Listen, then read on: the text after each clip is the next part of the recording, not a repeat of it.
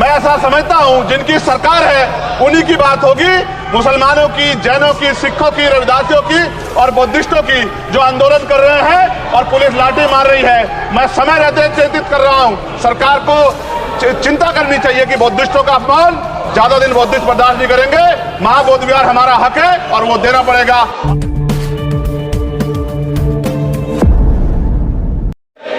मणिपुर देश का अभिन्न अंग है, वहां महिलाओं एवं बच्चों की सुरक्षा सुनिश्चित की जाए।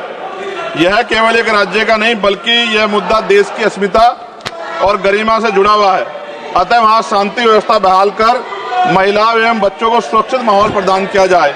मणिपुर की घटना की वजह से अंतर्राष्ट्रीय स्तर पर देश की छवि खराब हुई है। मुझे ऐसा लगता है ये तभी होता है जब सरकार को कुर्सी से ज्यादा प्यार होता है और जनता के हित से कम प्यार होता है। न्यूनतम समर्थन मूल्य किसानों को मिले, बिजली के बिल माफ हो, किसानों का कर्ज माफ हो। सरकार को समझना होगा कि किसान मजबूत होगा तभी देश की अर्थव्यवस्था मजबूत होगी। खाद पर सब्सिडी बढ़ाई जाए, यूरिया नहीं मिल रहा है, खाद का वितरण पारदर्शिता लाई जाए। यदि समय रहते सरकार ने संज्ञान नहीं लिया तो वो दिन दूर नहीं कि देश में खाद्य संकट हो जाएगा। महोदया, गया में महाबोधि विहार प्रकरण जो है, वहां से बुद्धि समाज में चिंता है और आक्रोश भी है। सरकार उसका हल करे, बुद्धिस्टों को उनका हक दे, जैन समाज की भावना का भी सम्मान रखे और ईसाइयों में भी हमले बंद हो और बहुजन महापुरुषों के विचारों को कार्य और पाठ्यक्रम में शामिल किया जाए। आज SC/ST पे एट्रोसिटी बढ़ रही है, जातिगत भेदभाव की वजह से बारातें रोकी जा रही हैं। अभी हाल की घटनाओं में कई ऐसी घटनाएं हुई हैं उत्तर प्रदेश में जहां जातिगत अपमान हुआ है।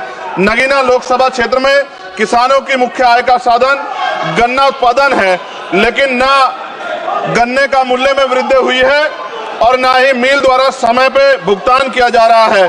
गन्ना किसान मजबूत होगा तभी ग्रामीण अर्थव्यवस्था मजबूत होगी। साथ साथ SC/ST का प्रमोशन में रिजर्वेशन नहीं दिया जा रहा है, उल्टा निजीकरण करके नौकरी खत्म की जा रही है, बैकलॉग नहीं भरा जा रहा है, पुरानी पेंशन बहाल नहीं की जा रही है। ये सब बार बार मैं इसलिए बोलता हूं कि हमारे लोगों को पता लगे कि सरकार को उनकी परेशानियों से कोई फर्क नहीं पड़ता और वो समझे सरकार उनकी कितनी तेजी है। प्रधानमंत्री आवास योजना में जो मानक में बदलाव किया जाए, उससे बहुत से पीड़ित वंचित रह जा रहे हैं। कई बार ऐसा होता है और मैंने ये देखा अपनी आंखों से, किसी ने बरसात से बचने के लिए ईंटें लगा दी हैं, उनको मानक से बाहर कर दिया जाता है।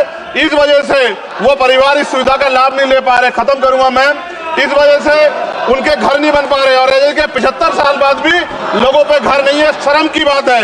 नगीना लोकसभा क्षेत्र में केंद्रीय विद्यालय खोले जाएं और जो पहले से संचालित केंद्रीय विद्यालय हैं उनमें किताबों से लेकर सभी आवश्यक एवं पर्याप्त सुविधाएं सुनिश्चित की जाएं ताकि क्षेत्र के बच्चों को गुणवत्तापूर्ण शिक्षा प्राप्त हो। और अंत में मैं खत्म करते हुए कहना चाहता हूं, अभी ईद का त्योहार आ रहा है, हम भी ये देखेंगे और देश भी ये देखेगा कि सरकार उनको कितनी मदद करा के उस आयोजन को, उस त्योहार को मनवाने में मदद करेगी, जैसे अन्य धर्मों को लगातार मदद कर रही है। क्योंकि भारत एक धर्मनिरपेक्ष राष्ट्र है। मोदी जी, खत्म कर रहा हूं, खत्म करिए तो आवाज का हाल देख लो आप। क्या करिए, कंप्लीट करिए प्लीज। भारत एक धर्मनिरपेक्ष राष्ट्र है, लेकिन मैं ऐसा समझता हूं जिनकी सरकार है उन्हीं की बात होगी। मुसलमानों की, जैनों की, सिखों की, रविदासियों की और बुद्धिस्टों की जो आंदोलन कर रहे हैं और पुलिस लाठी मार रही है, मैं समय रहते चेतित कर रहा हूं। सरकार को चिंता करनी चाहिए कि बुद्धिस्टों का अपमान ज्यादा दिन बुद्धिस्ट बर्दाश्त नहीं करेंगे। महाबोधि विहार हमारा हक है और वो देना पड़ेगा।